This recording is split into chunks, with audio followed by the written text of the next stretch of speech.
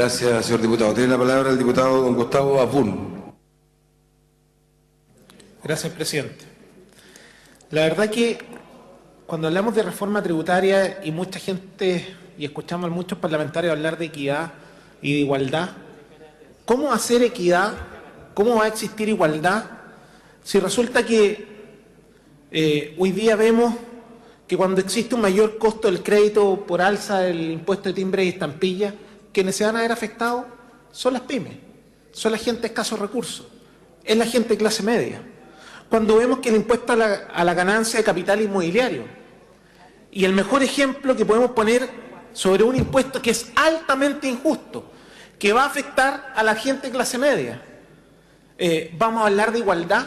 Yo le preguntaría a los parlamentarios de la zona de Puente Alto, a los parlamentarios de la Florida, como si nosotros pusiéramos el ejemplo, que si alguien de clase media compró hace 20 años su casa en 30 millones de pesos, es posible que hoy su casa pueda costar alrededor de 5.000 UF. Esa persona quizás está en el tramo más bajo del impuesto a la renta, va a pasar al año siguiente a pagar el 35% en impuestos. Es decir, va a ser rico solo por un año. Y el Estado claramente lo va a considerar una persona de buenos recursos. Sin embargo, le aseguro que va a ser un recuerdo que no se va a olvidar jamás, dado que hay que ser claro que obviamente esta reforma genera, sin duda, una desigualdad tremenda. Y no solo eso, esa familia no va a tener dinero para poder comprar una nueva casa o para poder ahorrar, porque obviamente va a tener que aportar un porcentaje importante de esas utilidades, o en este caso, de esa ganancia de capital, a pagar impuestos. Un 35% de su propiedad va a ir directamente al Estado. Y esa persona de clase media, obviamente, va a sufrir las consecuencias. Cuando hablamos del pago del IVA, de casa superior a 2.500 UF, ¿quién paga? ¿Quién compra propiedades de 2.500 UF si no es la gente de clase media? Y hoy día va a tener que pagar entre un 12 y un 13% más. Y esa gente vive en Maipú, en la Florida, en Puente Alto, en comunas de clase media. ¿Y qué dicen esos parlamentarios? ¿Que eso es igualdad? Ahí estamos hablando de igualdad, ahí estamos hablando de respeto de la clase media, de la protección a las familias del sector medio de nuestra sociedad. Obviamente, una vez más, ellos van a cargar con la mochila de la carga impositiva, porque el Estado sabe, y todos sabemos, que los más pobres siempre tienen el apoyo y el subsidio de parte del Estado, y los más ricos siempre pueden pagar.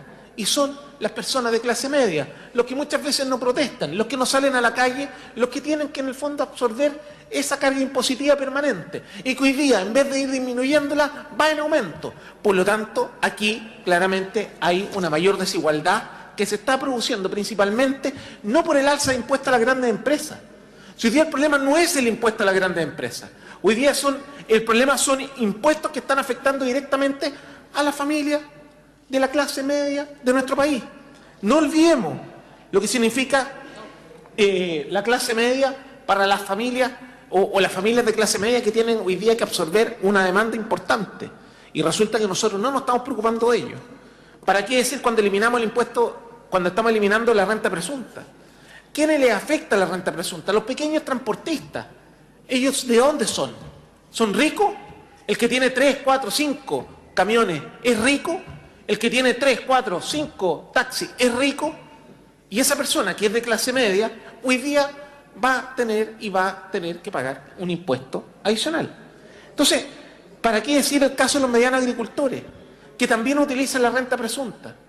Ese es un tema que obviamente genera discusión. Y la pregunta que nosotros nos hacemos, ¿para qué queremos más impuestos? Si realmente queremos que los más ricos, o en este caso específico que las grandes empresas paguen, nadie se está poniendo. Si el tema es, ¿por qué además se le está cargando a la clase media un alza impositiva importante? Porque cuando hablamos, y muchos hablan aquí, de gratuidad en la educación, también debieran de ser honestos y decir, claro, lo que no va a pagar en educación, lo va a pagar en IVA cuando compre una propiedad de 2.500 UF. Porque cuando quiere educación gratuita, va a pagar porque no va a tener la renta presunta. Cuando en el fondo tenga o quiera va a tener gratuidad en la educación, pero va a tener impuesto a la ganancia del capital inmobiliario. Cuando obviamente esa persona le hablemos que tenga educación gratuita, también hay que decirle que esa persona va a tener que pagar el impuesto de timbre y estampilla. Y esa persona es la gente de clase media. Entonces se nos genera un problema y una discusión que es un poco más de fondo, que tiene que ver no con el alza de impuestos a las grandes empresas, tiene que ver cómo nosotros enfrentamos a las personas que hoy día son las que están sufriendo permanentemente los embates del Estado. Y es un tema que nosotros tenemos que discutir. Creo sinceramente que la reforma tributaria son solamente números, pero la pregunta es cómo van a afectar esos números a la vida de la gran mayoría de los chilenos. El mejor ejemplo es que si la cesantía se eleva un 2% durante el año 2014, al menos van a existir 140.000 desempleados. Si una familia tiene un promedio de 3 a 4 hijos o a 4 integrantes, la cesantía va a afectar a 560.000 compatriotas. Esa es la realidad. Entonces, obviamente, yo creo que preocupa la forma como nosotros estamos actuando. La pregunta es ¿por qué Perú mantiene mejores indicadores de crecimiento que Chile? Si el impacto en crecimiento proviene solo de la economía internacional, se debiera ver afectada a toda la región. Sin embargo, nosotros nos vemos mucho más afectados que nuestro país vecino. Entonces, hay preguntas que uno se tiene que hacer. El por qué se producen estas cosas. Yo creo que hay que ser muy honesto. El objetivo de la reforma tributaria hoy día no es la equidad. Es recaudar más impuestos. Y por lo tanto, la economía, todos sabemos que no va a ser y no es una ciencia exacta. Sabemos que tendrá un impacto negativo en el empleo y que el bienestar de la clase media, aunque desconocemos la magnitud, se va a ver afectada. Yo creo que estamos conscientes que debemos recaudar más recursos e invertir en educación. Pero yo creo que tenemos que hacerlo con la inteligencia necesaria y que tratemos de disminuir los efectos negativos que va a producir. Porque de lo contrario, nos vamos a ver afectados con lo mismo que un Transantiago. No olvidemos que hoy día al Transantiago le cuesta $1.000 millones al año, solamente en el caso de la región metropolitana, sin olvidar los $1.000 millones que le significan que son los recursos espejos que se le entrega a regiones. Y eso es porque es una pésima política pública. Entonces resulta, si queremos recaudar más, que se haga. Pero yo creo que también hay otras formas que pueden permitir al Estado recaudar mucho más recursos, siempre y cuando se haga con mucha más responsabilidad y actuar en consecuencia. O se nos olvida, o queremos más plata para proyectos como el de ferrocarriles, que generó un escándalo de proporción el año 2003, donde también se había afectado el propio, donde el actual ministro de Hacienda era parte del directorio de ferrocarriles. Y obviamente se perdieron una cantidad de recursos importantes. La pregunta es, ¿para qué queremos más recursos? Y la respuesta que nosotros tenemos que ser capaces de dar es que está bien una reforma tributaria, nadie se opone, pero creo que uno también tiene que ser consciente que esto no puede afectar a la gente de clase media. Esto obviamente no puede afectar a la gente de escasos recursos. Y lo que nosotros estamos haciendo hoy día es afectando a las personas que cargan con una mochila, con una carga impositiva permanente y que el Estado, en vez de alivianarla, le está poniendo cada vez más peso. Y finalmente, cuando hablamos de equidad, he escuchado a muchas personas hablar de equidad, pero resulta que el impuesto más injusto que existe en Chile es el impuesto a los combustibles, donde el 80% de los combustibles lo consumen las grandes empresas, las mineras, las forestales, las líneas aéreas, las generadoras eléctricas, y no pagan impuestos específicos. Y resulta que el 20% de quienes consumen el impuesto, que son las personas, tienen que pagarlo. Entonces la pregunta del millón es, si vamos a hacer algo que contribuya a la equidad, pero por favor, ¿por qué no hicimos una redistribución del impuesto específico? Que todos pagaran por litro consumido.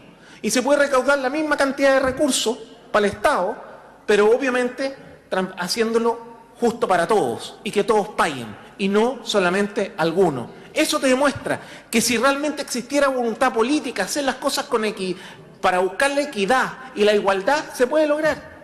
Pero para eso, lo que hay que hacer es sentarse en una mesa, debatir y no imponer. Porque yo creo que efectivamente, Si queremos dar señales potentes a la clase media, si realmente queremos recaudar más fondos para el Estado, hagámoslo. Si queremos hablar de una sociedad más justa y más solidaria, hagámoslo. Pero realmente actuemos con la responsabilidad necesaria y no empecemos a manipular y a mentir cuando en la realidad todos sabemos que una propiedad de 2.500 UF que va a tener que pagar IVA no la compran los ricos.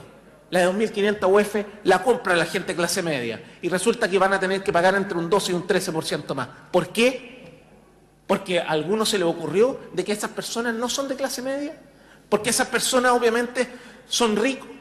Entonces, yo creo que ese es un tema que nosotros tenemos que actuar con mucha mayor responsabilidad. Gracias, presidente. Gracias, señor diputado. Tiene la palabra.